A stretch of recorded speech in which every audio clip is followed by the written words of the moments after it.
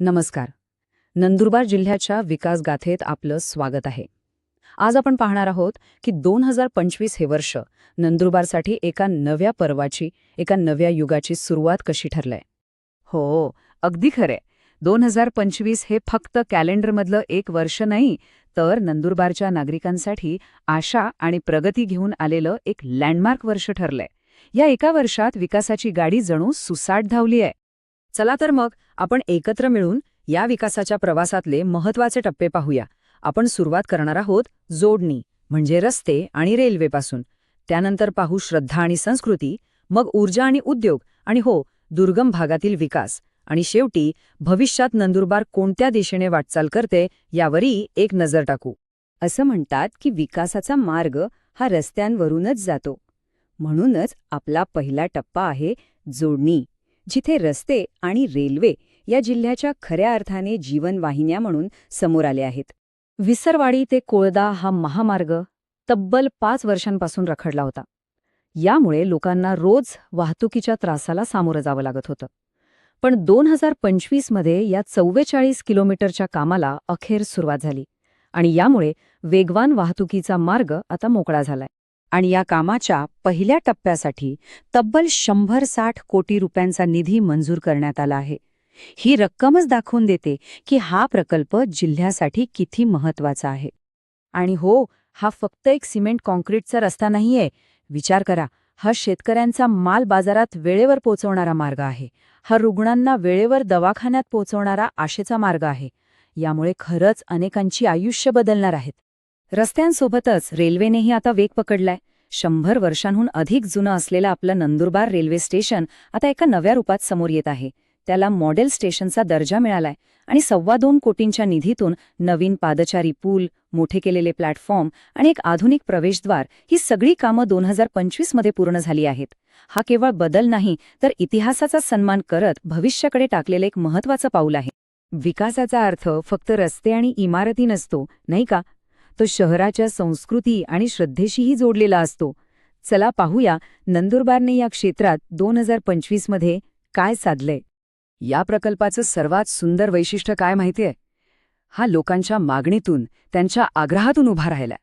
आणि जेव्हा एखादी गोष्ट जनतेच्या इच्छेतून घडते, तेव्हा ती केवळ एक वास्तू राहत नाही, तर ती लोकांच्या अभिमानाचं आणि एकजुटीचं प्रतीक बनते. फेब्रुवारी 2025 मध्ये साकारलेलं शिवधाम हे त्याचं एक उत्तम उदाहरण आहे. जरा कल्पना करा, इथे भगवान शंकरांची 16 फुटी उंच मूर्ती आहे, 12 ज्योतिर्लिंगांची प्रतिकृती आहे आणि आकाशाकडे झेपावणारा एक भव्य 31 फुटी त्रिशूल आहे. हे स्थळ आता नंदुरबारचं नवं आध्यात्मिक आणि पर्यटन आकर्षण बनलं आहे. आता वळूया विकासाच्या इंजिनकडे, म्हणजे ऊर्जा आणि उद्योग. कोणत्याही भागाच्या प्रगतीसाठी अखंड वीज पुरवठा अत्यंत महत्वाचा असतो. 2025 या वर्षात महावितरणेने विजेचा प्रश्न मुळापासून सोडवण्यासाठी एक मोठं पाऊल उचललं. तोरणमाळ, रेवानगर आणि नवापूर औद्योगिक वसाहतीत नवीन उपकेंद्र उभारण्यात आली आहेत.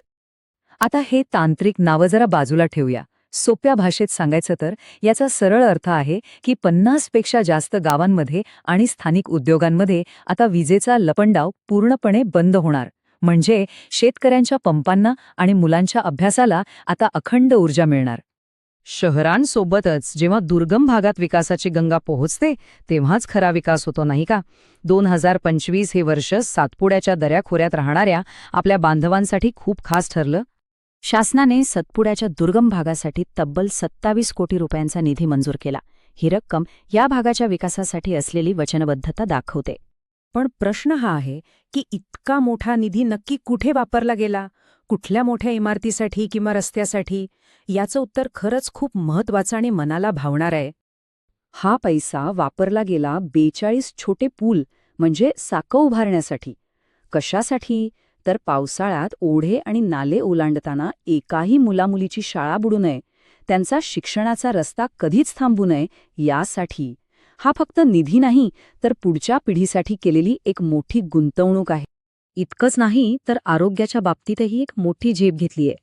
जुलै 2025 मध्ये IIT मुंबईच्या मदतीने ड्रोनद्वारे दुर्गम भागात औषधं आणि लसी पोहोचवण्याची चाचणी यशस्वी झाली.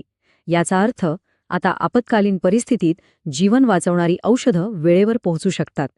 तब्बल 15 किलोपर्यंतचं वजन घेऊन हे ड्रोन थेट आरोग्य उपकेंद्रांपर्यंत पोहोचू शकतात. तर 2025 मध्ये झालेली ही सर्व कामं पाहिल्यावर एक गोष्ट अगदी स्पष्ट होते की विकासाची ही यात्रा इथेच थांबणार नाही. आता पाहूया भविष्याच्या पोटात नंदुरबारसाठी काय दडलंय आणि भविष्यातली सगळ्यात मोठी आणि रोमांचक शक्यता काय असू शकते, तर ती आहे सातपुड्यात रेल्वे येणार का? ही कल्पनाच किती आनंद देणारी आहे, नाही का? आणि ही केवळ कल्पना नाहीये.